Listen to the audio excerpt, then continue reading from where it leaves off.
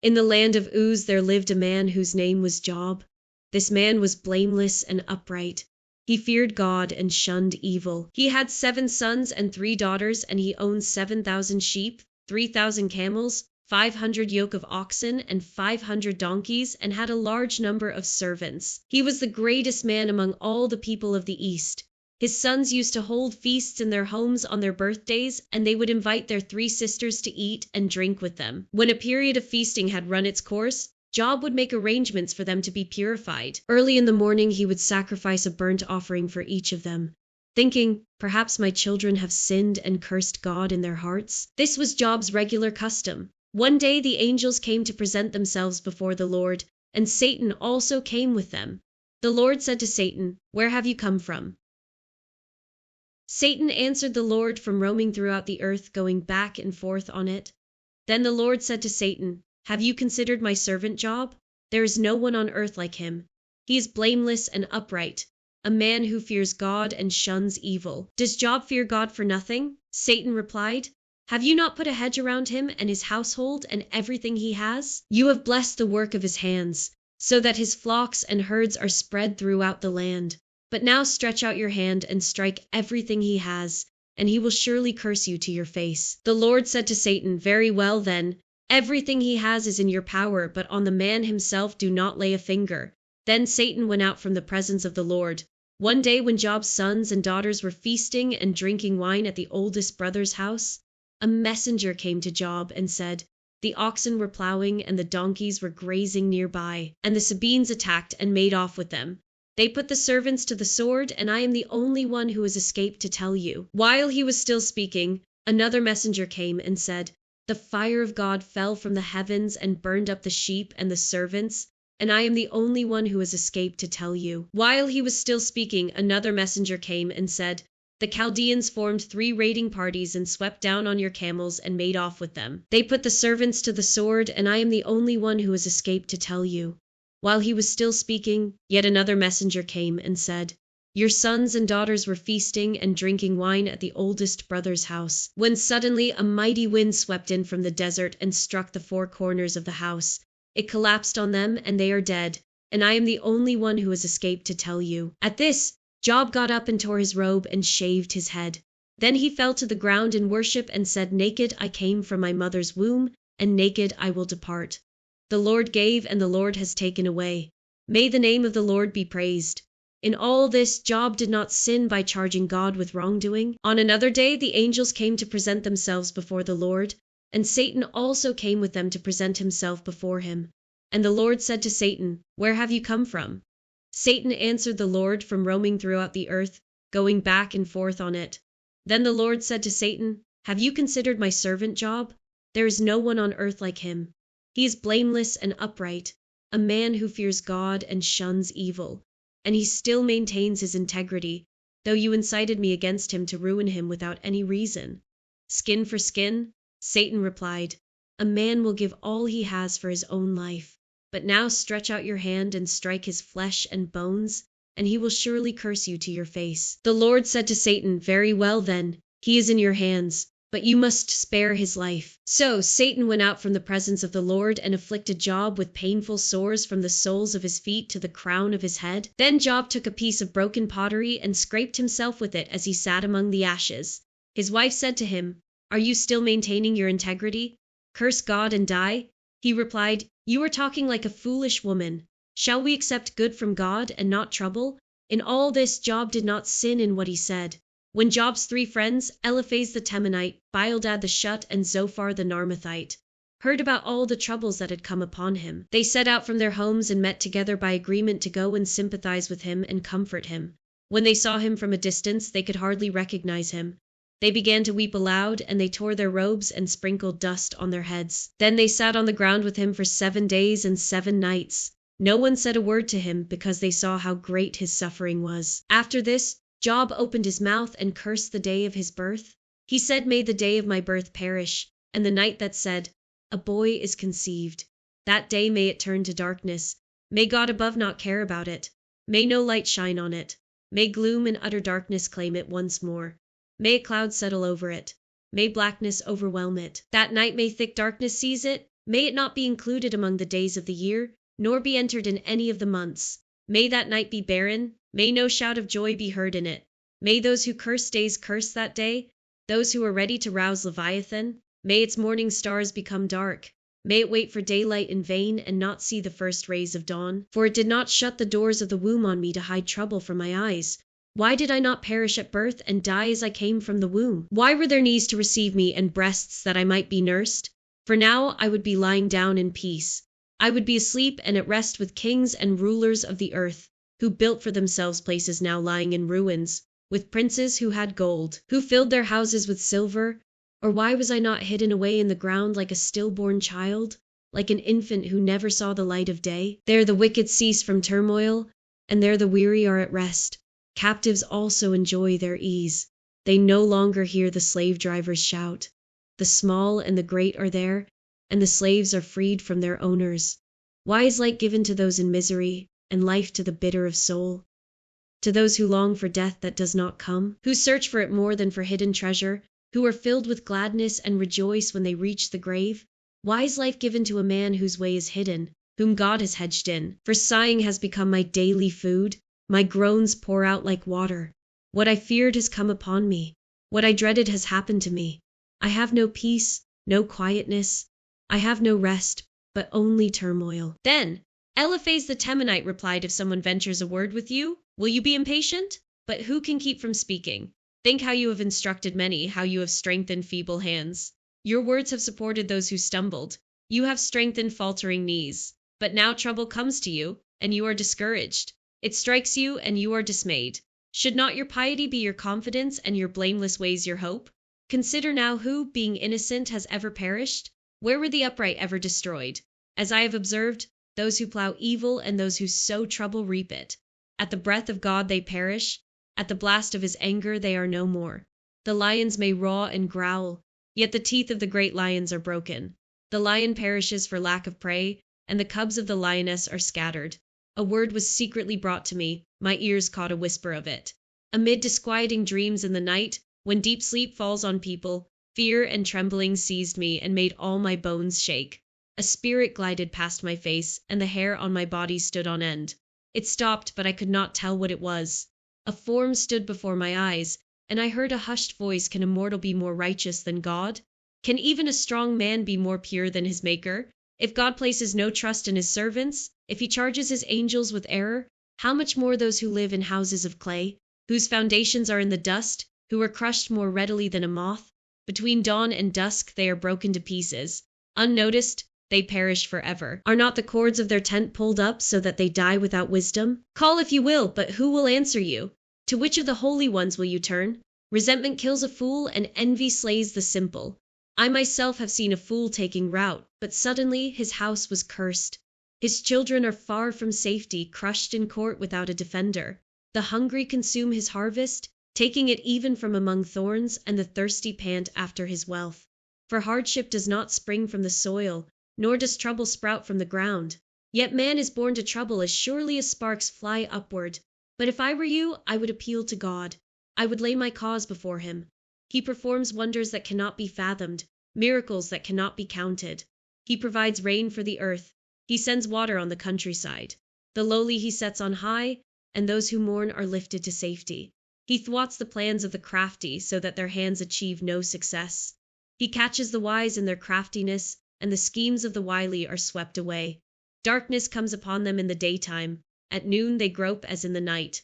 He saves the needy from the sword in their mouth. He saves them from the clutches of the powerful. So the poor have hope, and injustice shuts its mouth. Blessed is the one whom God corrects. So do not despise the discipline of the Almighty. For he wounds, but he also binds up. He injures, but his hands also heal. From 6 calamities he will rescue you. In 7 no harm will touch you. In famine he will deliver you from death, and in battle from the stroke of the sword. You will be protected from the lash of the tongue, and need not fear when destruction comes. You will laugh at destruction and famine, and need not fear the wild animals. For you will have a covenant with the stones of the field, and the wild animals will be at peace with you. You will know that your tent is secure. You will take stock of your property and find nothing missing. You will know that your children will be many, and your descendants like the grass of the earth. You will come to the grave in full vigor, like sheaves gathered in season. We have examined this, and it is true. So hear it and apply it to yourself." Then Job replied, "If only my anguish could be weighed, and all my misery be placed on the scales, it would surely outweigh the sand of the seas. No wonder my words have been impetuous. The arrows of the Almighty are in me. My spirit drinks in their poison. God's terrors are marshaled against me. Does a wild donkey bray when it has grass, or an ox bellow when it has fodder? Is tasteless food eaten without salt, or is there flavor in the sap of the mallow? I refuse to touch it. Such food makes me ill. Oh, that I might have my request, that God would grant what I hope for, that God would be willing to crush me, to let loose his hand and cut off my life. Then I would still have this consolation, my joy in unrelenting pain, that I had not denied the words of the Holy One. What strength do I have that I should still hope? What prospects that I should be patient? Do I have the strength of stone? Is my flesh bronze? Do I have any power to help myself now that success has been driven from me? Anyone who withholds kindness from a friend forsakes the fear of the Almighty. But my brothers are as undependable as intermittent streams, as the streams that overflow when darkened by thawing ice and swollen with melting snow, but that stop flowing in the dry season, and in the heat vanish from their channels. Caravans turn aside from their routes, they go off into the wasteland and perish. The caravans of Timnah look for water, the traveling merchants of Sheba look in hope. They are distressed because they had been confident. They arrive there only to be disappointed. Now you two have proved to be of no help. You see something dreadful and are afraid. Have I ever said, "Give something on my behalf, pay a ransom for me from your wealth, deliver me from the hand of the enemy, rescue me from the clutches of the ruthless"? Teach me, and I will be quiet. Show me where I have been wrong. How painful are honest words, but what do your arguments prove?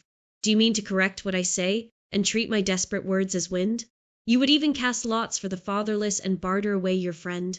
But now be so kind as to look at me. Would I lie to your face? Relent. Do not be unjust. Reconsider, for my integrity is at stake. Is there any wickedness on my lips? Can my mouth not discern malice? Do not mortals have hard service on earth? Are not their days like those of hired laborers, like a slave longing for the evening shadows, or a hired laborer waiting to be paid? So I have been allotted months of futility, and nights of misery have been assigned to me. When I lie down, I think, how long before I get up? The night drags on, and I toss and turn until dawn. My body is clothed with worms and scabs, my skin is broken and festering. My days are swifter than a weaver's shuttle, and they come to an end without hope. Remember, O God, that my life is but a breath. My eyes will never see happiness again.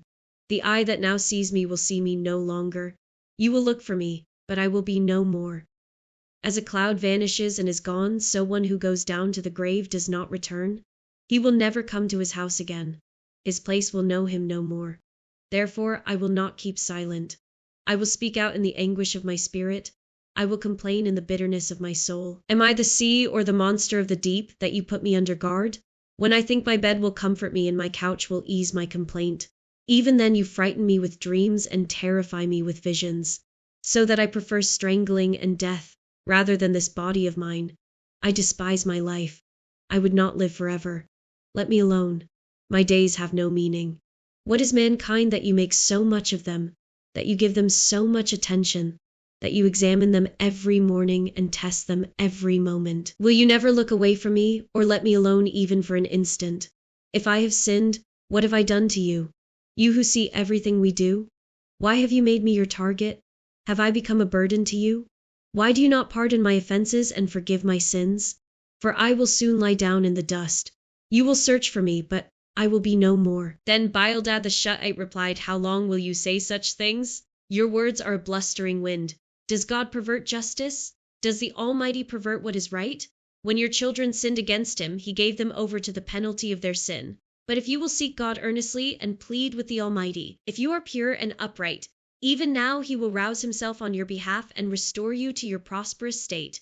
Your beginnings will seem humble, so prosperous will your future be. Ask the former generation and find out what their ancestors learned, for we were born only yesterday and know nothing, and our days on earth are but a shadow. Will they not instruct you and tell you? Will they not bring forth words from their understanding? Can papyrus grow tall where there is no marsh? Can reeds thrive without water? While still growing and uncut, they wither more quickly than grass. Such is the destiny of all who forget God. So perishes the hope of the godless. What they trust in is fragile, what they rely on is a spider's web. They lean on the web, but it gives way. They cling to it, but it does not hold. They are like a well-watered plant in the sunshine, spreading its shoots over the garden. It entwines its roots around a pile of rocks and looks for a place among the stones. But when it is torn from its spot, that place disowns it and says, "I never saw you." Surely its life withers away, and from the soil other plants grow. Surely God does not reject one who is blameless or strengthen the hands of evildoers. He will yet fill your mouth with laughter and your lips with shouts of joy. Your enemies will be clothed in shame, and the tents of the wicked will be no more. Then Job replied, "Indeed, I know that this is true. But how can mere mortals prove their innocence before God? Though they wished to dispute with him, they could not answer him 1 time out of 1,000. His wisdom is profound, his power is vast. Who has resisted him and come out unscathed? He moves mountains without their knowing it and overturns them in his anger. He shakes the earth from its place and makes its pillars tremble. He speaks to the sun, and it does not shine. He seals off the light of the stars. He alone stretches out the heavens and treads on the waves of the sea. He is the maker of the Bear and Orion, the Pleiades and the constellations of the south. He performs wonders that cannot be fathomed, miracles that cannot be counted. When he passes me, I cannot see him. When he goes by, I cannot perceive him. If he snatches away, who can stop him? Who can say to him, "What are you doing?" God does not restrain his anger. Even the cohorts of Rahab cowered at his feet. How then can I dispute with him? How can I find words to argue with him? Though I were innocent, I could not answer him. I could only plead with my judge for mercy. Even if I summoned him and he responded, I do not believe he would give me a hearing. He would crush me with a storm and multiply my wounds for no reason. He would not let me catch my breath, but would overwhelm me with misery. If it is a matter of strength, he is mighty. And if it is a matter of justice, who can challenge him? Even if I were innocent, my mouth would condemn me. If I were blameless, it would pronounce me guilty. Although I am blameless, I have no concern for myself. I despise my own life. It is all the same. That is why I say, he destroys both the blameless and the wicked. When a scourge brings sudden death, he mocks the despair of the innocent. When a land falls into the hands of the wicked, he blindfolds its judges. If it is not he, then who is it? My days are swifter than a runner. They fly away without a glimpse of joy. They skim past like boats of papyrus, like eagles swooping down on their prey. If I say, I will forget my complaint, I will change my expression and smile, I still dread all my sufferings, for I know you will not hold me innocent. Since I am already found guilty, why should I struggle in vain? Even if I washed myself with soap and my hands with cleansing powder, you would plunge me into a slime pit so that even my clothes would detest me. He is not a mere mortal like me that I might answer him, that we might confront each other in court. If only there were someone to mediate between us, someone to bring us together, someone to remove God's rod from me, so that his terror would frighten me no more. Then I would speak up without fear of him. But as it now stands with me, I cannot. I loathe my very life. Therefore, I will give free rein to my complaint and speak out in the bitterness of my soul. Speaker, I say to God, do not declare me guilty, but tell me what charges you have against me. Does it please you to oppress me, to spurn the work of your hands, while you smile on the plans of the wicked? Do you have eyes of flesh? Do you see as a mortal sees? Are your days like those of a mortal, or your years like those of a strong man? That you must search out my faults and probe after my sin, though you know that I am not guilty, and that no one can rescue me from your hand? Your hands shaped me and made me. Will you now turn and destroy me? Remember that you molded me like clay. Will you now turn me to dust again? Did you not pour me out like milk and curdle me like cheese? Clothe me with skin and flesh and knit me together with bones and sinews? You gave me life and showed me kindness, and in your providence watched over my spirit. But this is what you concealed in your heart, and I know that this was in your mind if I sinned. You would be watching me and would not let my offense go unpunished. If I am guilty, woe to me. Even if I am innocent, I cannot lift my head, for I am full of shame and drowned in my affliction. If I hold my head high, you stalk me like a lion and again display your awesome power against me. You bring new witnesses against me and increase your anger toward me. Your forces come against me wave upon wave. Why then did you bring me out of the womb? I wish I had died before any eye saw me. If only I had never come into being, or had been carried straight from the womb to the grave. Are not my few days almost over? Turn away from me so I can have a moment's joy before I go to the place of no return. To the land of gloom and utter darkness, to the land of deepest night. of utter darkness and disorder, where even the light is like darkness. Then Zophar the Naamathite replied, Are all these words to go unanswered? Is this talker to be vindicated?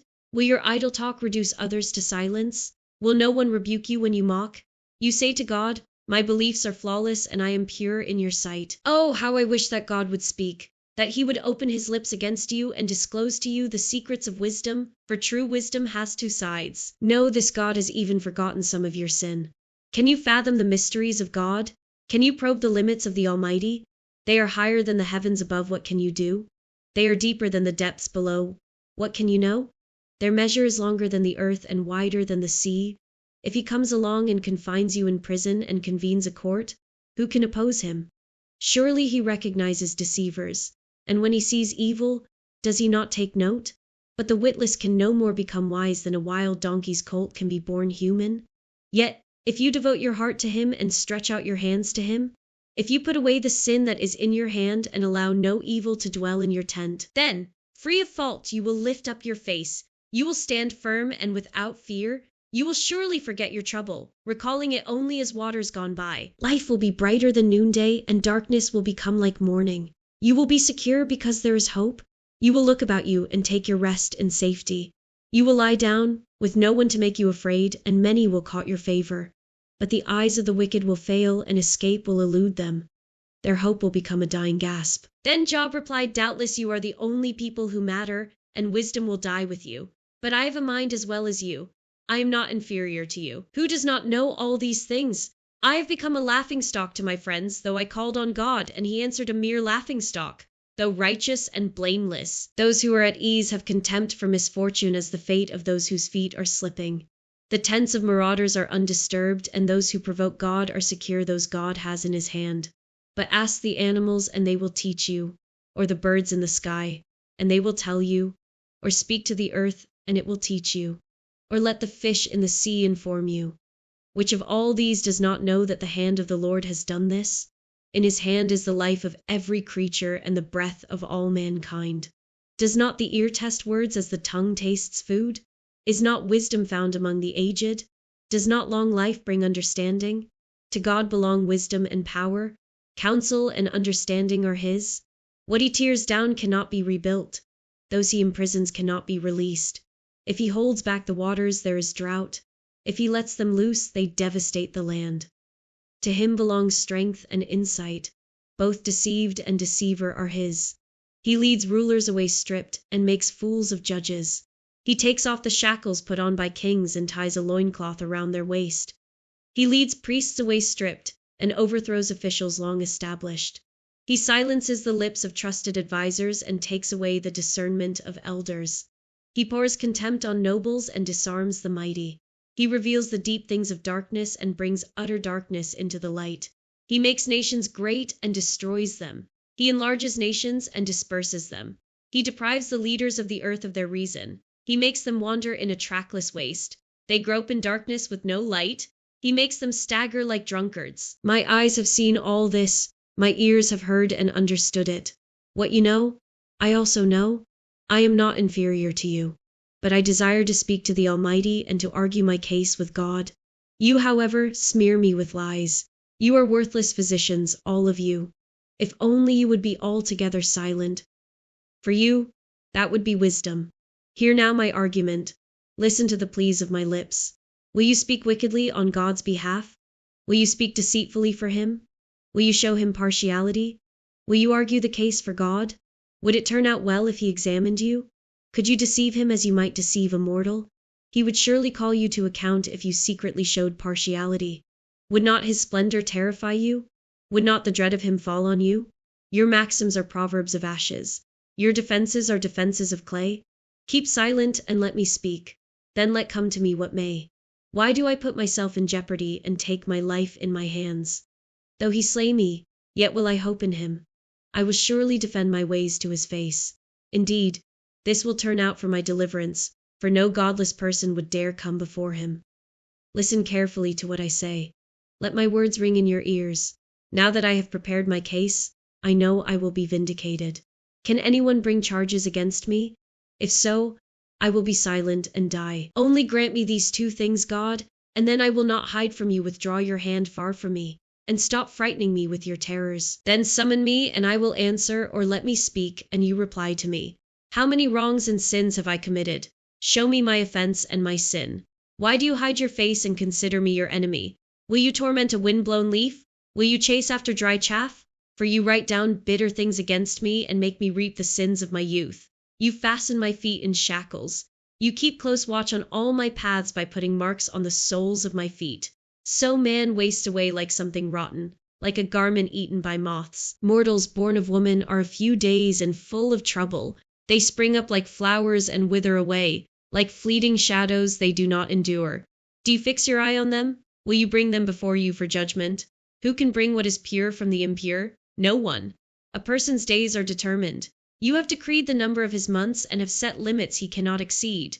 So look away from him and let him alone, till he is put in his time like a hired laborer. At least there is hope for a tree. If it is cut down, it will sprout again, and its new shoots will not fail. Its roots may grow old in the ground and its stump die in the soil, yet at the scent of water it will bud and put forth shoots like a plant. But a man dies and is laid low. He breathes his last and is no more. As the water of a lake dries up, or a riverbed becomes parched and dry, so he lies down and does not rise, till the heavens are no more. People will not awake or be roused from their sleep. If only you would hide me in the grave and conceal me till your anger has passed. If only you would set me a time and then remember me. If someone dies, will they live again? All the days of my hard service I will wait for my renewal to come. You will call and I will answer you. You will long for the creature your hands have made. Surely then you will count my steps but not keep track of my sin. My offenses will be sealed up in a bag. You will cover over my sin. But as a mountain erodes and crumbles, and as a rock is moved from its place, as water wears away stones and torrents wash away the soil, so you destroy a person's hope. You overpower them once for all, and they are gone. You change their countenance and send them away. If their children are honored, they do not know it. If their offspring are brought low, they do not see it.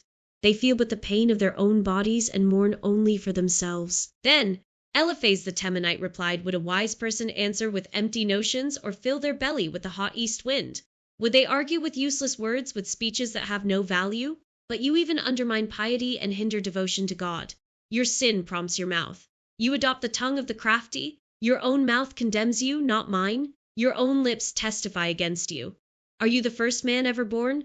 Were you brought forth before the hills? Do you listen in on God's counsel? Do you have a monopoly on wisdom? What do you know that we do not know? What insights do you have that we do not have? The gray-haired and the aged are on our side, men even older than your father.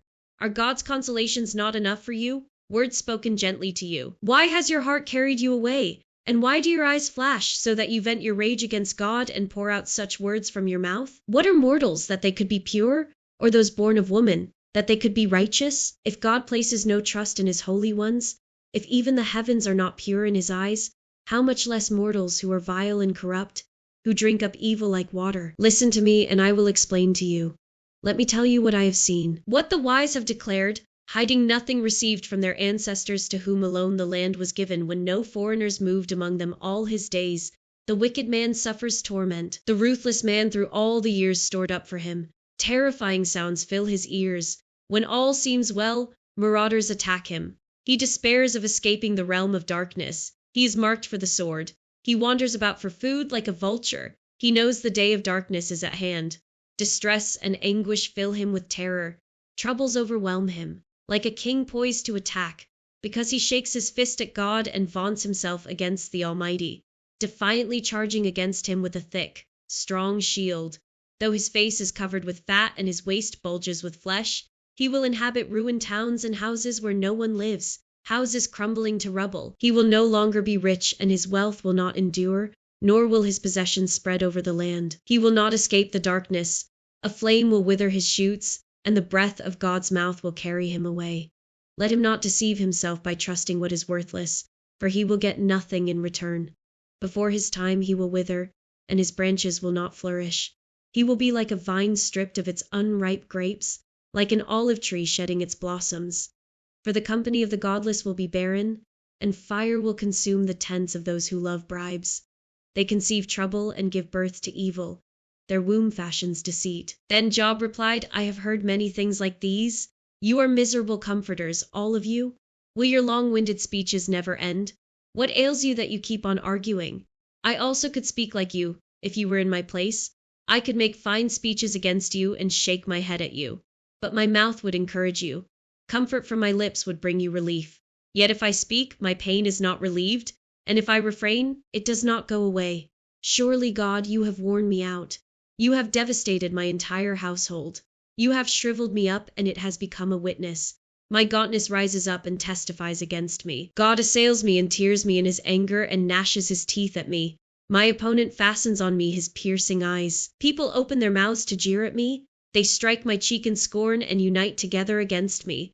God has turned me over to the ungodly and thrown me into the clutches of the wicked.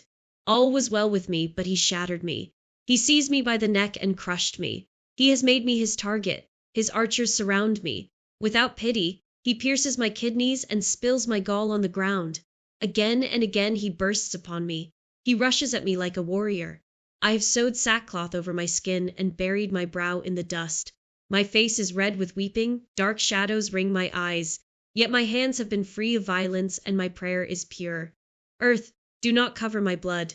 May my cry never be laid to rest. Even now my witness is in heaven. My advocate is on high. My intercessor is my friend as my eyes pour out tears to God. On behalf of a man, he pleads with God as one pleads for a friend. Only a few years will pass before I take the path of no return. My spirit is broken. My days are cut short. The grave awaits me. Surely mockers surround me.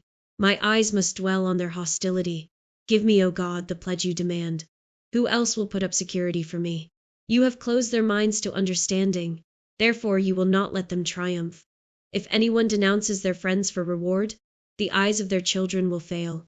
God has made me a byword to everyone, a man in whose face people spit. My eyes have grown dim with grief. My whole frame is but a shadow. The upright are appalled at this. The innocent are aroused against the ungodly. Nevertheless, the righteous will hold to their ways, and those with clean hands will grow stronger. But come on, all of you, try again. I will not find a wise man among you. My days have passed, my plans are shattered, yet the desires of my heart turn night into day. In the face of the darkness light is near. If the only home I hope for is the grave, if I spread out my bed in the realm of darkness, if I say to corruption, you are my father, and to the worm, my mother or my sister, where then is my hope who can see any hope for me? Will it go down to the gates of death? Will we descend together into the dust? Then Bildad the Shuhite replied, when will you end these speeches? Be sensible, and then we can talk. Why are we regarded as cattle and considered stupid in your sight? You who tear yourself to pieces in your anger, is the earth to be abandoned for your sake? Or must the rocks be moved from their place? The lamp of a wicked man is snuffed out. The flame of his fire stops burning. The light in his tent becomes dark. The lamp beside him goes out. The vigor of his step is weakened. His own schemes throw him down. His feet thrust him into a net. He wanders into its mesh. A trap seizes him by the heel. A snare holds him fast. A noose is hidden for him on the ground. A trap lies in his path. Terrors startle him on every side and dog his every step. Calamity is hungry for him. Disaster is ready for him when he falls. It eats away parts of his skin. Death's firstborn devours his limbs. He is torn from the security of his tent and marched off to the king of terrors. Fire resides in his tent. Burning sulfur is scattered over his dwelling. His roots dry up below and his branches wither above. The memory of him perishes from the earth. He has no name in the land. He is driven from light into the realm of darkness and is banished from the world. He has no offspring or descendants among his people, no survivor where once he lived. People of the West are appalled at his fate. Those of the East are seized with horror. Surely such is the dwelling of an evil man. Such is the place of one who does not know God. Then Job replied, how long will you torment me and crush me with words? 10 times now you have reproached me. Shamelessly you attack me. If it is true that I have gone astray, my error remains my concern alone. If indeed you would exalt yourselves above me and use my humiliation against me, then know that God has wronged me and drawn his net around me. Though I cry violence, I get no response. Though I call for help, there is no justice. He has blocked my way so I cannot pass. He has shrouded my paths in darkness. He has stripped me of my honor and removed the crown from my head. He tears me down on every side till I am gone. He uproots my hope like a tree. His anger burns against me. He counts me among his enemies. His troops advance in force. They build a siege ramp against me and encamp around my tent. He has alienated my family from me. My acquaintances are completely estranged from me. My relatives have gone away. My closest friends have forgotten me. My guests and my female servants count me a foreigner. They look on me as on a stranger. I summon my servant, but he does not answer, though I beg him with my own mouth. My breath is offensive to my wife. I am loathsome to my own family. Even the little boys scorn me. When I appear, they ridicule me. All my intimate friends detest me. Those I love have turned against me. I am nothing but skin and bones. I have escaped only by the skin of my teeth. Have pity on me, my friends, have pity, for the hand of God has struck me. Why do you pursue me as God does? Will you never get enough of my flesh? Oh, that my words were recorded, that they were written on a scroll, that they were inscribed with an iron tool on lead, or engraved in rock forever. I know that my Redeemer lives, and that in the end he will stand on the earth, and after my skin has been destroyed, yet in my flesh I will see God. I myself will see him with my own eyes, and not another. How my heart yearns within me. If you say how we will hound him, since the root of the trouble lies in him, you should fear the sword yourselves, for wrath will bring punishment by the sword, and then you will know that there is judgment. Then Zophar the Naamathite replied, my troubled thoughts prompt me to answer, because I am greatly disturbed. I hear a rebuke that dishonors me, and my understanding inspires me to reply. Surely you know how it has been from of old, ever since mankind was placed on the earth, that the mirth of the wicked is brief, the joy of the godless lasts but a moment. Though the pride of the godless person reaches to the heavens and his head touches the clouds, he will perish forever, like his own dung.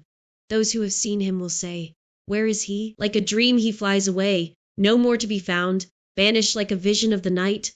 The eye that saw him will not see him again. His place will look on him no more. His children must make amends to the poor. His own hands must give back his wealth. The youthful vigor that fills his bones will lie with him in the dust.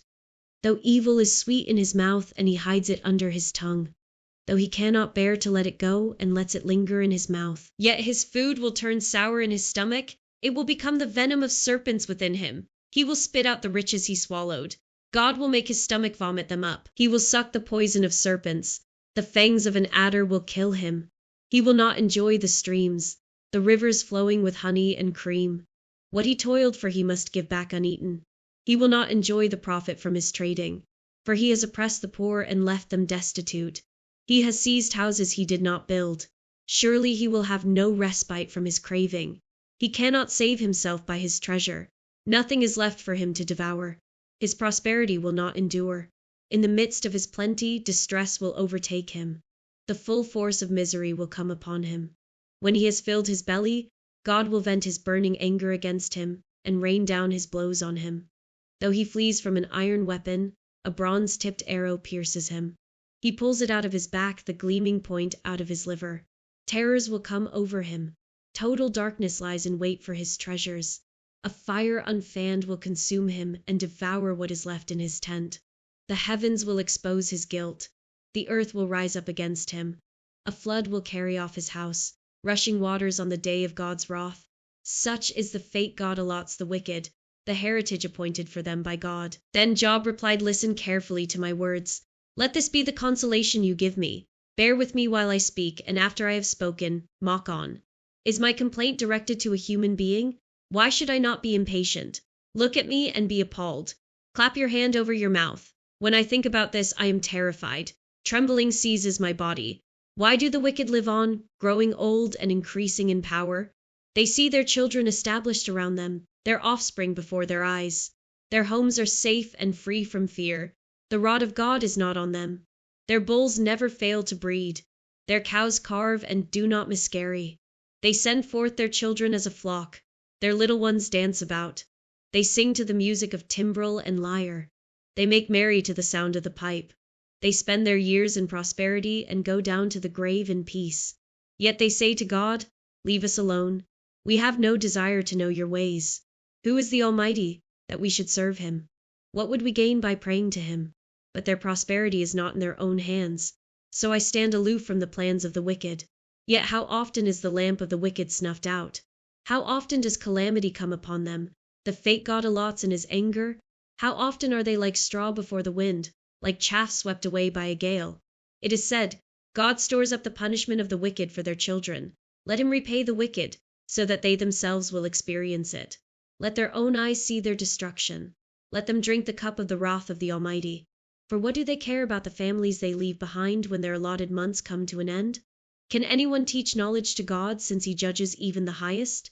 One person dies in full vigor, completely secure and at ease, well nourished in body, bones rich with marrow.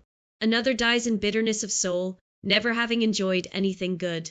Side by side they lie in the dust, and worms cover them both. I know full well what you are thinking, the schemes by which you would wrong me. You say, where now is the house of the great, the tents where the wicked lived? Have you never questioned those who travel? Have you paid no regard to their accounts that the wicked are spared from the day of calamity, that they are delivered from the day of wrath? Who denounces their conduct to their face? Who repays them for what they have done? They are carried to the grave, and watch is kept over their tombs. The soil in the valley is sweet to them. Everyone follows after them, and a countless throng goes before them. So how can you console me with your nonsense? Nothing is left of your answers but falsehood. Then Eliphaz the Temanite replied, can a man be of benefit to God? Can even a wise person benefit him? What pleasure would it give the Almighty if you were righteous? What would he gain if your ways were blameless? Is it for your piety that he rebukes you and brings charges against you? Is not your wickedness great? Are not your sins endless? You demanded security from your relatives for no reason. You stripped people of their clothing, leaving them naked. You gave no water to the weary, and you withheld food from the hungry, though you were a powerful man, owning land and honored man, living on it. And you sent widows away empty-handed and broke the strength of the fatherless. That is why snares are all around you, why sudden peril terrifies you, why it is so dark you cannot see, and why a flood of water covers you. Is not God in the heights of heaven? And see how lofty are the highest stars. Yet you say, what does God know? Does he judge through such darkness? Thick clouds veil him, so he does not see us as he goes about in the vaulted heavens. Will you keep to the old path that the wicked have trod? They were carried off before their time, their foundations washed away by a flood. They said to God, leave us alone. What can the Almighty do to us? Yet it was he who filled their houses with good things. So I stand aloof from the plans of the wicked. The righteous see their ruin and rejoice. The innocent mock them, saying, surely our foes are destroyed, and fire devours their wealth. Submit to God and be at peace with him. In this way prosperity will come to you. Accept instruction from his mouth and lay up his words in your heart. If you return to the Almighty, you will be restored if you remove wickedness far from your tent and assign your nuggets to the dust, your gold of Ophir to the rocks in the ravines. Then the Almighty will be your gold, the choicest silver for you. Surely then you will find delight in the Almighty and will lift up your face to God. You will pray to him, and he will hear you, and you will fulfill your vows. What you decide on will be done, and light will shine on your ways. When people are brought low, and you say, lift them up, then he will save the downcast.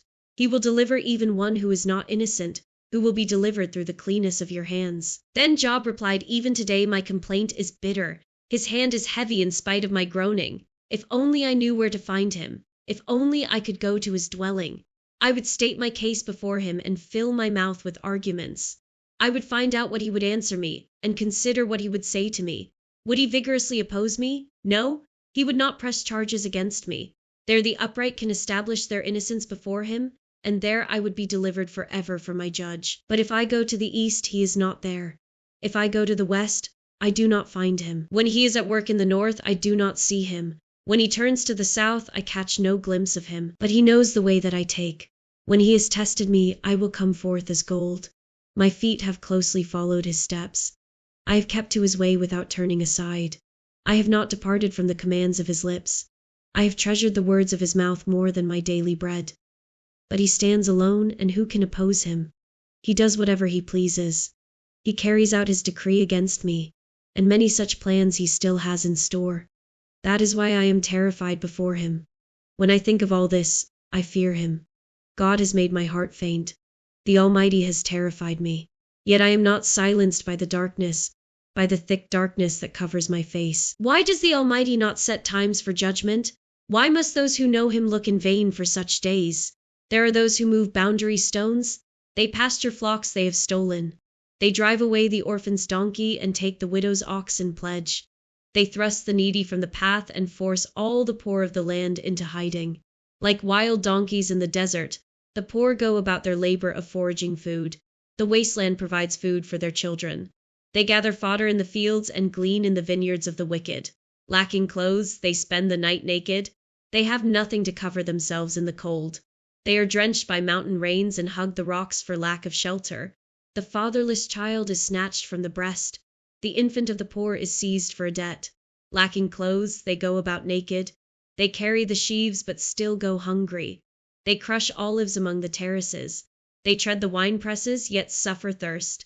The groans of the dying rise from the city, and the souls of the wounded cry out for help. But God charges no one with wrongdoing. There are those who rebel against the light, who do not know its ways or stay in its paths. When daylight is gone, the murderer rises up, kills the poor and needy, and in the night steals forth like a thief. The eye of the adulterer watches for dusk. He thinks no eye will see me, and he keeps his face concealed. In the dark, thieves break into houses, but by day they shut themselves in. They want nothing to do with the light. For all of them, midnight is their morning. They make friends with the terrors of darkness. Yet they are foam on the surface of the water. Their portion of the land is cursed, so that no one goes to the vineyards. As heat and drought snatch away the melted snow, so the grave snatches away those who have sinned. The womb forgets them. The worm feasts on them. The wicked are no longer remembered but are broken like a tree. They prey on the barren and childless woman, and to the widow they show no kindness. But God drags away the mighty by his power. Though they become established, they have no assurance of life. He may let them rest in a feeling of security, but his eyes are on their ways. For a little while they are exalted, and then they are gone. They are brought low and gathered up like all others. They are cut off like heads of grain. If this is not so, who can prove me false and reduce my words to nothing? Then Bildad the Shuhite replied, dominion and or belong to God. He establishes order in the heights of heaven. Can his forces be numbered? On whom does his light not rise? How then can a mortal be righteous before God? How can one born of woman be pure? If even the moon is not bright, and the stars are not pure in his eyes, how much less a mortal, who is but a maggot, a human being, who is only a worm? Then Job replied, how you have helped the powerless, how you have saved the arm that is feeble, what advice you have offered to one without wisdom, and what great insight you have displayed. Who has helped you utter these words, and whose spirit spoke from your mouth? The dead are in deep anguish, those beneath the waters and all that live in them. The realm of the dead is naked before God. Destruction lies uncovered. He spreads out the northern skies over empty space. He suspends the earth over nothing. He wraps up the waters in his clouds, yet the clouds do not burst under their weight. He covers the face of the full moon, spreading his clouds over it. He marks out the horizon on the face of the waters for a boundary between light and darkness. The pillars of the heavens quake, aghast at his rebuke. By his power he churned up the sea. By his wisdom he cut Rahab to pieces. By his breath the skies became fair. His hand pierced the gliding serpent. And these are but the outer fringe of his works. How faint the whisper we hear of him.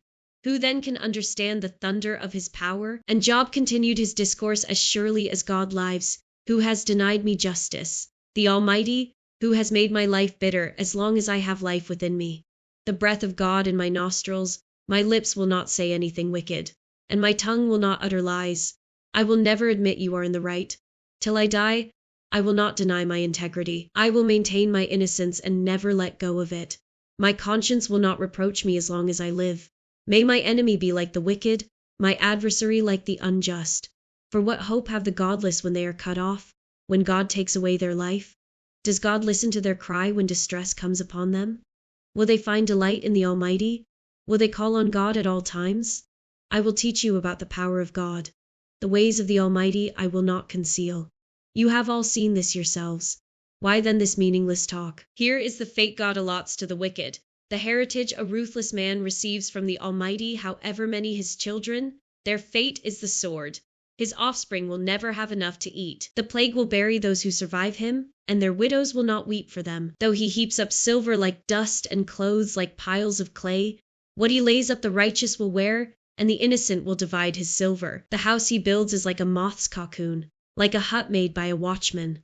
He lies down wealthy, but will do so no more. When he opens his eyes, all is gone. Terrors overtake him like a flood.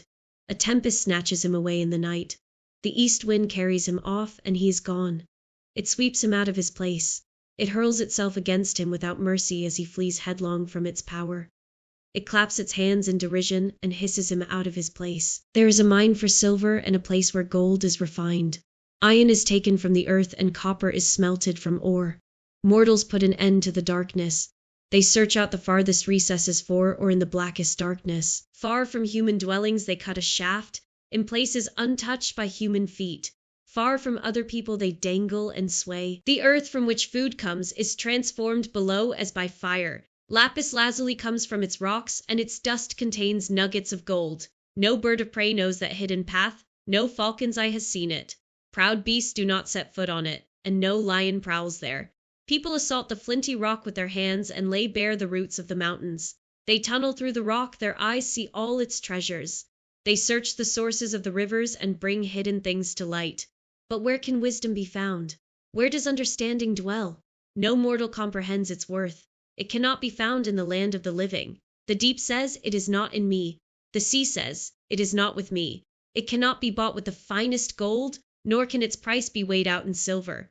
It cannot be bought with the gold of Ophir, with precious onyx or lapis lazuli. Neither gold nor crystal can compare with it, nor can it be had for jewels of gold. Coral and jasper are not worthy of mention. The price of wisdom is beyond rubies. The topaz of Kush cannot compare with it. It cannot be bought with pure gold. Where then does wisdom come from? Where does understanding dwell? It is hidden from the eyes of every living thing, concealed even from the birds in the sky. Destruction and death say, only a rumor of it has reached our ears. God understands the way to it, and he alone knows where it dwells, for he views the ends of the earth and sees everything under the heavens. When he established the force of the wind and measured out the waters, when he made a decree for the rain and a path for the thunderstorm, then he looked at wisdom and appraised it. He confirmed it and tested it, and he said to the human race, "The fear of the Lord that is wisdom, and to shun evil is understanding." Job continued his discourse how I long for the months gone by, for the days when God watched over me, when his lamp shone on my head and by his light I walked through darkness. Oh, for the days when I was in my prime, when God's intimate friendship blessed my house, when the Almighty was still with me and my children were around me, when my path was drenched with cream and the rock poured out for me streams of olive oil. When I went to the gate of the city and took my seat in the public square, the young men saw me and stepped aside, and the old men rose to their feet. The chief men refrained from speaking and covered their mouths with their hands. The voices of the nobles were hushed, and their tongues stuck to the roof of their mouths. Whoever heard me spoke well of me, and those who saw me commended me, because I rescued the poor who cried for help, and the fatherless who had none to assist them. The one who was dying blessed me. I made the widow's heart sing. I put on righteousness as my clothing. Justice was my robe and my turban. I was eyes to the blind and feet to the lame. I was a father to the needy. I took up the case of the stranger. I broke the fangs of the wicked and snatched the victims from their teeth. I thought, I will die in my own house, my days as numerous as the grains of sand. My roots will reach to the water, and the dew will lie all night on my branches. My glory will not fade. The bow will be ever new in my hand. People listened to me expectantly, waiting in silence for my counsel. After I had spoken, they spoke no more. My words fell gently on their ears. They waited for me as for showers and drank in my words as the spring rain. When I smiled at them, they scarcely believed it. The light of my face was precious to them. I chose the way for them and sat as their chief. I dwelt as a king among his troops. I was like one who comforts mourners. But now they mock me, men younger than I, whose fathers I would have disdained to put with my sheepdogs. Of what use was the strength of their hands to me, since their vigor had gone from them? Haggard from want and hunger, they roamed the parched land in desolate wastelands at night. In the brush they gathered salt herbs, and their food was the root of the broom bush. They were banished from human society, shouted at as if they were thieves. They were forced to live in the dry stream beds, among the rocks, and in holes in the ground. They brayed among the bushes and huddled in the undergrowth. A base and nameless brood, they were driven out of the land. And now those young men mock me in song. I have become a byword among them. They detest me and keep their distance. They do not hesitate to spit in my face. Now that God has unstrung my bow and afflicted me, they throw off restraint in my presence. On my right the tribe attacks. They lay snares for my feet. They build their siege ramps against me. They break up my road. They succeed in destroying me. No one can help him, they say. They advance as through a gaping breach. Amid the ruins they come rolling in. Terrors overwhelm me. My dignity is driven away as by the wind. My safety vanishes like a cloud. And now my life ebbs away. Days of suffering grip me. Night pierces my bones. My gnawing pains never rest. In his great power God becomes like clothing to me. He binds me like the neck of my garment. He throws me into the mud, and I am reduced to dust and ashes. I cry out to you, God, but you do not answer. I stand up, but you merely look at me. You turn on me ruthlessly. With the might of your hand you attack me. You snatch me up and drive me before the wind. You toss me about in the storm. I know you will bring me down to death, to the place appointed for all the living. Surely no one lays a hand on a broken man when he cries for help in his distress. Have I not wept for those in trouble? Has not my soul grieved for the poor? Yet when I hoped for good, evil came. When I looked for light, then came darkness. The churning inside me never stops. Days of suffering confront me. I go about blackened, but not by the sun. I stand up in the assembly and cry for help. I have become a brother of jackals, a companion of owls. My skin grows black and peels. My body burns with fever. My lyre is tuned to mourning, and my pipe to the sound of wailing. I made a covenant with my eyes not to look lustfully at a young woman. For what is our lot from God above? Our heritage from the Almighty on high? Is it not ruin for the wicked, disaster for those who do wrong? Does he not see my ways and count my every step? If I have walked with falsehood, or my foot has hurried after deceit, let God weigh me in honest scales, and he will know that I am blameless if my steps have turned from the path. If my heart has been led by my eyes, or if my hands have been defiled, then may others eat what I have sown, and may my crops be uprooted. If my heart has been enticed by a woman, or if I have lurked at my neighbor's door, then may my wife grind another man's grain, and may other men sleep with her. For that would have been wicked, a sin to be judged. It is a fire that burns to destruction. It would have uprooted my harvest. If I have denied justice to any of my servants, whether male or female, when they had a grievance against me, what will I do when God confronts me? What will I answer when called to account? Did not he who made me in the womb make them? Did not the same one form us both within our mothers? If I have denied the desires of the poor, or let the eyes of the widow grow weary, if I have kept my bread to myself, not sharing it with the fatherless, but from my youth, I reared them as a father would. And from my birth I guided the widow if I have seen anyone perishing for lack of clothing, or the needy without garments, and their hearts did not bless me for warming them with the fleece from my sheep. If I have raised my hand against the fatherless, knowing that I had influence in court, then let my arm fall from the shoulder, let it be broken off at the joint. For I dreaded destruction from God, and for fear of his splendor I could not do such things. If I have put my trust in gold, or said to pure gold, you are my security. If I have rejoiced over my great wealth, the fortune my hands had gained, if I have regarded the sun in its radiance, or the moon moving in splendor, so that my heart was secretly enticed, and my hand offered them a kiss of homage, then these also would be sins to be judged, for I would have been unfaithful to God on high. If I have rejoiced at my enemy's misfortune, or gloated over the trouble that came to him, I have not allowed my mouth to sin by invoking a curse against their life. If those of my household have never said, who has not been filled with Job's meat? But no stranger had to spend the night in the street, for my door was always open to the traveler. If I have concealed my sin as people do, by hiding my guilt in my heart because I so feared the crowd, and so dreaded the contempt of the clans that I kept silent and would not go outside, oh, that I had someone to hear me. I sign now my defense, let the Almighty answer me. Let my accuser put his indictment in writing. Surely I would wear it on my shoulder, I would put it on like a crown. I would give him an account of my every step. I would present it to him as to a ruler. If my land cries out against me, and all its furrows are wet with tears, if I have devoured its yield without payment, or broken the spirit of its tenants, then let briars come up instead of wheat, and stinkweed instead of barley. The words of Job are ended. So these three men stopped answering Job because he was righteous in his own eyes. But Elihu, son of Barachel the Buzite of the family of Ram, became very angry with Job for justifying himself rather than God. He was also angry with the three friends, because they had found no way to refute Job and yet had condemned him. Now Elihu had waited before speaking to Job because they were older than he. But when he saw that the three men had nothing more to say, his anger was aroused. So Elihu son of Barakal the Buzite said, I am young in years, and you are old. That is why I was fearful, not daring to tell you what I know. I thought age should speak. Advanced years should teach wisdom. But it is the spirit in a person, the breath of the Almighty, that gives them understanding. It is not only the old who are wise, not only the aged who understand what is right. Therefore I say, listen to me. I too will tell you what I know. I waited while you spoke.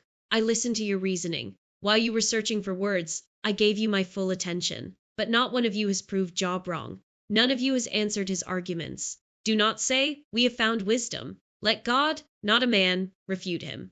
But Job has not marshaled his words against me, and I will not answer him with your arguments. They are dismayed and have no more to say. Words have failed them. Must I wait now that they are silent, now that they stand there with no reply? I too will have my say. I too will tell what I know. For I am full of words, and the spirit within me compels me. Inside I am like bottled up wine, like new wineskins ready to burst. I must speak and find relief. I must open my lips and reply. I will show no partiality, nor will I flatter anyone. For if I were skilled in flattery, my Maker would soon take me away. But now, Job, listen to my words. Pay attention to everything I say. I am about to open my mouth. My words are on the tip of my tongue. My words come from an upright heart. My lips sincerely speak what I know. The Spirit of God has made me. The breath of the Almighty gives me life. Answer me then, if you can. Stand up and argue your case before me. I am the same as you in God's sight.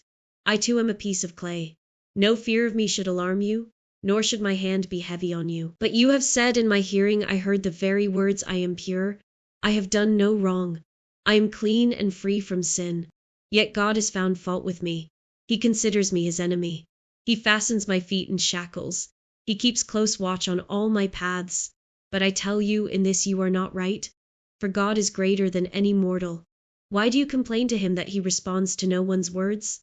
For God to speak now one way, now another, though no one perceives it? In a dream, in a vision of the night, when deep sleep falls on people as they slumber in their beds, he may speak in their ears and terrify them with warnings, to turn them from wrongdoing and keep them from pride, to preserve them from the pit, their lives from perishing by the sword. Or someone may be chastened on a bed of pain with constant distress in their bones, so that their body finds food repulsive and their soul loathes the choicest meal. Their flesh wastes away to nothing, and their bones, once hidden, now stick out. They draw near to the pit, and their life to the messengers of death. Yet if there is an angel at their side, a messenger, 1 out of 1,000, sent to tell them how to be upright, and he is gracious to that person and says to God, spare them from going down to the pit. I have found a ransom for them. Let their flesh be renewed like a child's. Let them be restored as in the days of their youth. Then that person can pray to God and find favor with him. They will see God's face and shout for joy. He will restore them to full well-being, and they will go to others and say, I have sinned. I have perverted what is right, but I did not get what I deserved. God has delivered me from going down to the pit, and I shall live to enjoy the light of life. God does all these things to a person twice, even 3 times, to turn them back from the pit, that the light of life may shine on them. Pay attention, Job, and listen to me. Be silent, and I will speak. If you have anything to say, answer me. Speak up, for I want to vindicate you. But if not, then listen to me. Be silent, and I will teach you wisdom. Then Elihu said, hear my words, you wise men. Listen to me, you men of learning, for the ear tests words as the tongue tastes food. Let us discern for ourselves what is right. Let us learn together what is good. Job says, I am innocent, but God denies me justice. Although I am right, I am considered a liar. Although I am guiltless, his arrow inflicts an incurable wound. Is there anyone like Job, who drinks scorn like water? He keeps company with evildoers. He associates with the wicked. For he says there is no profit in trying to please God. So listen to me, you men of understanding. Far be it from God to do evil, from the Almighty to do wrong. He repays everyone for what they have done. He brings on them what their conduct deserves. It is unthinkable that God would do wrong, that the Almighty would pervert justice. Who appointed him over the earth? Who put him in charge of the whole world? If it were his intention and he withdrew his spirit and breath, all humanity would perish together and mankind would return to the dust. If you have understanding, hear this. Listen to what I say. Can someone who hates justice govern? Will you condemn the just and mighty one? Is he not the one who says to kings, you are worthless? and to nobles you are wicked, who shows no partiality to princes and does not favor the rich over the poor. For they are all the work of his hands. They die in an instant, in the middle of the night. The people are shaken and they pass away. The mighty are removed without human hand. His eyes are on the ways of mortals. He sees their every step. There is no deep shadow, no utter darkness where evildoers can hide. God has no need to examine people further, that they should come before him for judgment. Without inquiry, he shatters the mighty and sets up others in their place. Because he takes note of their deeds, he overthrows them in the night, and they are crushed. He punishes them for their wickedness where everyone can see them, because they turned from following him and had no regard for any of his ways. They caused the cry of the poor to come before him, so that he heard the cry of the needy. But if he remains silent, who can condemn him? If he hides his face, who can see him? Yet he is over individual and nation alike, to keep the godless from ruling, from laying snares for the people. Suppose someone says to God, I am guilty but will offend no more. Teach me what I cannot see. If I have done wrong, I will not do so again. Should God then reward you on your terms when you refuse to repent? You must decide, not I. So tell me what you know. Men of understanding declare, wise men who hear me say to me, Job speaks without knowledge, his words lack insight. Oh, that Job might be tested to the utmost for answering like a wicked man. To his sin he adds rebellion. Scornfully he claps his hands among us, and multiplies his words against God. Then Elihu said, do you think this is just? You say, I am in the right, not God? Yet you ask him, what profit is it to me, and what do I gain by not sinning? I would like to reply to you and to your friends with you. Look up at the heavens and see. Gaze at the clouds so high above you. If you sin, how does that affect him? If your sins are many, what does that do to him? If you are righteous, what do you give to him, or what does he receive from your hand? Your wickedness only affects humans like yourself, and your righteousness only other people. People cry out under a load of oppression. They plead for relief from the arm of the powerful. But no one says, where is God my Maker, who gives songs in the night, who teaches us more than he teaches the beasts of the earth and makes us wiser than the birds in the sky? He does not answer when people cry out because of the arrogance of the wicked. Indeed, God does not listen to their empty plea. The Almighty pays no attention to it. How much less, then, will he listen when you say that you do not see him, that your case is before him, and you must wait for him? And further, that his anger never punishes, and he does not take the least notice of wickedness. So Job opens his mouth with empty talk. Without knowledge he multiplies words. Elihu continued, bear with me a little longer, and I will show you that there is more to be said in God's behalf. I get my knowledge from afar. I will ascribe justice to my Maker. Be assured that my words are not false. One who has perfect knowledge is with you. God is mighty, but despises no one. He is mighty and firm in his purpose. He does not keep the wicked alive, but gives the afflicted their rights. He does not take his eyes off the righteous. He enthrones them with kings and exalts them forever. But if people are bound in chains, held fast by cords of affliction, he tells them what they have done, that they have sinned arrogantly. He makes them listen to correction and commands them to repent of their evil. If they obey and serve him, they will spend the rest of their days in prosperity and their years in contentment. But if they do not listen, they will perish by the sword and die without knowledge. The godless in heart harbor resentment. Even when he fetters them, they do not cry for help. They die in their youth, among male prostitutes of the shrines. But those who suffer he delivers in their suffering. He speaks to them in their affliction. He is wooing you from the jaws of distress to a spacious place free from restriction, to the comfort of your table laden with choice food. But now you are laden with the judgment due the wicked. Judgment and justice have taken hold of you. Be careful that no one entices you by riches. Do not let a large bribe turn you aside. Would your wealth or even all your mighty efforts sustain you so you would not be in distress? Do not long for the night to drag people away from their homes. Beware of turning to evil, which you seem to prefer to affliction. God is exalted in his power. Who is a teacher like him? Who has prescribed his ways for him, or said to him, you have done wrong? Remember to extol his work, which people have praised in song. All humanity has seen it. Mortals gaze on it from afar. How great is God beyond our understanding! The number of his years is past finding out. He draws up the drops of water which distill as rain to the streams. The clouds pour down their moisture and abundant showers fall on mankind. Who can understand how he spreads out the clouds, how he thunders from his pavilion? See how he scatters his lightning about him, bathing the depths of the sea. This is the way he governs the nations and provides food in abundance. He fills his hands with lightning and commands it to strike its mark. His thunder announces the coming storm. Even the cattle make known its approach. At this my heart pounds and leaps from its place. Listen, listen to the roar of his voice, to the rumbling that comes from his mouth. He unleashes his lightning beneath the whole heaven and sends it to the ends of the earth. After that comes the sound of his roar. He thunders with his majestic voice. When his voice resounds, he holds nothing back.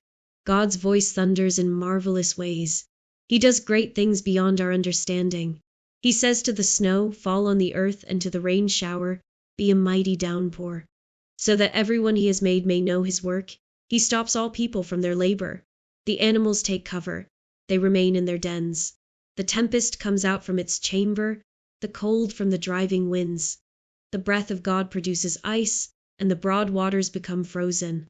He loads the clouds with moisture. He scatters his lightning through them. At his direction they swirl around over the face of the whole earth to do whatever he commands them. He brings the clouds to punish people, or to water his earth and show his love. Listen to this, Job. Stop and consider God's wonders. Do you know how God controls the clouds and makes his lightning flash? Do you know how the clouds hang poised? Those wonders of him who has perfect knowledge? You who swelter in your clothes when the land lies hushed under the south wind, can you join him in spreading out the skies, hard as a mirror of cast bronze? Tell us what we should say to him. We cannot draw up our case because of our darkness. Should he be told that I want to speak? Would anyone ask to be swallowed up? Now no one can look at the sun, bright as it is in the skies after the wind has swept them clean. Out of the north he comes in golden splendor. God comes in awesome majesty. The Almighty is beyond our reach and exalted in power. In his justice and great righteousness he does not oppress. Therefore, people revere him, for does he not have regard for all the wise in heart? Then the Lord spoke to Job out of the storm. He said, "Who is this that obscures my plans with words without knowledge? Brace yourself like a man. I will question you, and you shall answer me. Where were you when I laid the earth's foundation? Tell me, if you understand. Who marked off its dimensions? Surely you know. Who stretched a measuring line across it? On what were its footings set, or who laid its cornerstone while the morning stars sang together, and all the angels shouted for joy? Who shut up the sea behind doors when it burst forth from the womb? When I made the clouds its garment and wrapped it in thick darkness, when I fixed limits for it and set its doors and bars in place, when I said, 'This far you may come and no farther. Here is where your proud waves halt'? Have you ever given orders to the morning or shown the dawn its place that it might take the earth by the edges and shake the wicked out of it? The earth takes shape like clay under a seal. Its features stand out like those of a garment. The wicked are denied their light, and their upraised arm is broken. Have you journeyed to the springs of the sea or walked in the recesses of the deep? Have the gates of death been shown to you? Have you seen the gates of the deepest darkness? Have you comprehended the vast expanses of the earth? Tell me, if you know all this, what is the way to the abode of light? And where does darkness reside? Can you take them to their places? Do you know the paths to their dwellings? Surely you know, for you were already born. You have lived so many years. Have you entered the storehouses of the snow or seen the storehouses of the hail, which I reserve for times of trouble, for days of war and battle? What is the way to the place where the lightning is dispersed, or the place where the east winds are scattered over the earth? Who cuts a channel for the torrents of rain and a path for the thunderstorm? To water a land where no one lives, an uninhabited desert, to satisfy a desolate wasteland and make it sprout with grass? Does the rain have a father? Who fathers the drops of dew? From whose womb comes the ice? Who gives birth to the frost from the heavens when the waters become hard as stone, when the surface of the deep is frozen? Can you bind the chains of the Pleiades? Can you loosen Orion's belt? Can you bring forth the constellations in their seasons, or lead out the bear with its cubs? Do you know the laws of the heavens? Can you set up God's dominion over the earth? Can you raise your voice to the clouds and cover yourself with a flood of water? Do you send the lightning bolts on their way? Do they report to you, 'Here we are'? Who gives the ibis wisdom or gives the rooster understanding? Who has the wisdom to count the clouds? Who can tip over the water jars of the heavens when the dust becomes hard and the clods of earth stick together? Do you hunt the prey for the lioness and satisfy the hunger of the lions when they crouch in their dens or lie in wait in a thicket? Who provides food for the raven when its young cry out to God and wander about for lack of food? Do you know when the mountain goats give birth? Do you watch when the doe bears her fawn? Do you count the months till they bear? Do you know the time they give birth? They crouch down and bring forth their young. Their labor pains are ended. Their young thrive and grow strong in the wilds. They leave and do not return. Who let the wild donkey go free? Who untied its ropes? I gave it the wasteland as its home, the salt flats as its habitat. It laughs at the commotion in the town. It does not hear a driver's shout. It ranges the hills for its pasture and searches for any green thing. Will the wild ox consent to serve you? Will it stay by your manger at night? Can you hold it to the furrow with a harness? Will it till the valleys behind you? Will you rely on it for its great strength? Will you leave your heavy work to it? Can you trust it to haul in your grain and bring it to your threshing floor? The wings of the ostrich flap joyfully, though they cannot compare with the wings and feathers of the stork. She lays her eggs on the ground and lets them warm in the sand, unmindful that a foot may crush them, that some wild animal may trample them. She treats her young harshly, as if they were not hers. She cares not that her labor was in vain, for God did not endow her with wisdom or give her a share of good sense. Yet when she spreads her feathers to run, she laughs at horse and rider. Do you give the horse its strength or clothe its neck with a flowing mane? Do you make it leap like a locust, striking terror with its proud snorting? It pours fiercely, rejoicing in its strength, and charges into the fray. It laughs at fear, afraid of nothing. It does not shy away from the sword. The quiver rattles against its side, along with the flashing spear and lance. In frenzied excitement it eats up the ground. It cannot stand still when the trumpet sounds. At the blast of the trumpet it snorts, aha! It catches the scent of battle from afar, the shout of commanders and the battle cry. Does the hawk take flight by your wisdom and spread its wings toward the south? Does the eagle soar at your command and build its nest on high? It dwells on a cliff and stays there at night? A rocky crag is its stronghold? From there it looks for food? Its eyes detect it from afar. Its young ones feast on blood, and where the slain are, there it is. The Lord said to Job, will the one who contends with the Almighty correct him? Let him who accuses God answer him. Then Job answered the Lord, I am unworthy, how can I reply to you? I put my hand over my mouth. I spoke once, but I have no answer twice, but I will say no more. Then the Lord spoke to Job out of the storm, brace yourself like a man. I will question you, and you shall answer me. Would you discredit my justice? Would you condemn me to justify yourself? Do you have an arm like God's, and can your voice thunder like his? Then adorn yourself with glory and splendor, and clothe yourself in honor and majesty. Unleash the fury of your wrath. Look at all who are proud and bring them low. Look at all who are proud and humble them. Crush the wicked where they stand. Bury them all in the dust together. Shroud their faces in the grave. Then I myself will admit to you that your own right hand can save you. Look at Behemoth, which I made along with you, and which feeds on grass like an ox. What strength it has in its loins, what power in the muscles of its belly. Its tail sways like a cedar, the sinews of its thighs are close-knit. Its bones are tubes of bronze, its limbs like rods of iron. It ranks first among the works of God, yet its maker can approach it with his sword. The hills bring it their produce, and all the wild animals play nearby. Under the lotus plants it lies, hidden among the reeds in the marsh. The lotuses conceal it in their shadow. The poplars by the stream surround it. A raging river does not alarm it. It is secure though the Jordan should surge against its mouth. Can anyone capture it by the eyes, or trap it and pierce its nose? Can you pull in Leviathan with a fishhook, or tie down its tongue with a rope? Can you put a cord through its nose, or pierce its jaw with a hook? Will it keep begging you for mercy? Will it speak to you with gentle words? Will it make an agreement with you for you to take it as your slave for life? Can you make a pet of it like a bird, or put it on a leash for the young women in your house? Will traders barter for it? Will they divide it up among the merchants? Can you fill its hide with harpoons, or its head with fishing spears? If you lay a hand on it, you will remember the struggle and never do it again. Any hope of subduing it is false. The mere sight of it is overpowering. No one is fierce enough to rouse it. Who then is able to stand against me? Who has a claim against me that I must pay? Everything under heaven belongs to me. I will not fail to speak of Leviathan's limbs, its strength and its graceful form. Who can strip off its outer coat? Who can penetrate its double coat of armor? Who dares open the doors of its mouth, ringed about with fearsome teeth? Its back has rows of shields tightly sealed together. Each is so close to the next that no air can pass between. They are joined fast to one another. They cling together and cannot be parted. Its snorting throws out flashes of light. Its eyes are like the rays of dawn. Flames stream from its mouth. Sparks of fire shoot out.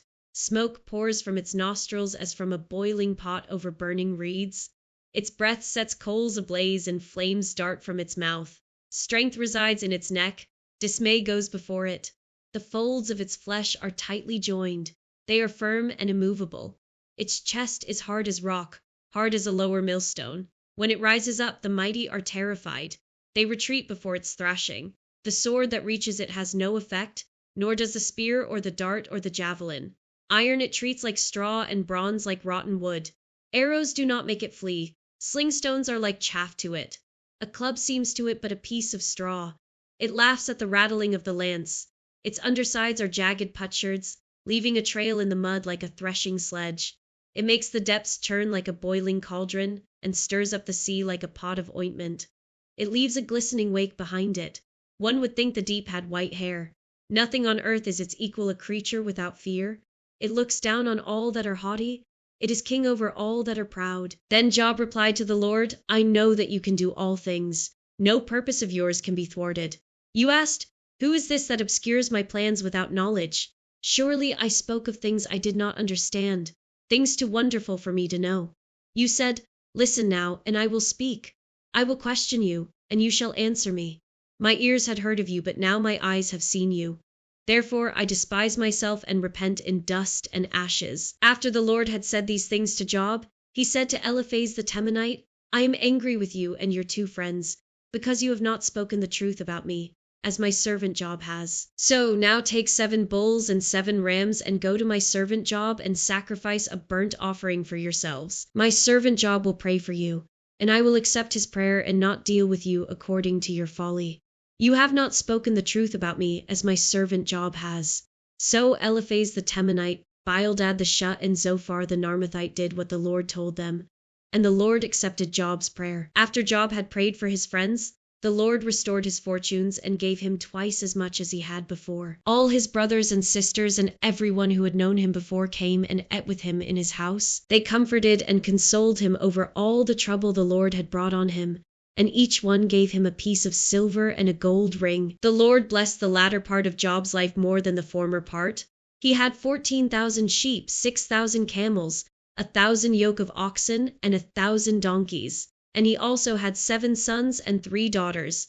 The first daughter he named Jemimah, the second Keziah, and the third Karen Happuch. Nowhere in all the land were there found women as beautiful as Job's daughters, and their father granted them an inheritance along with their brothers. After this, Job lived 140 years. He saw his children and their children to the 4th generation. And so Job died, an old man and full of years.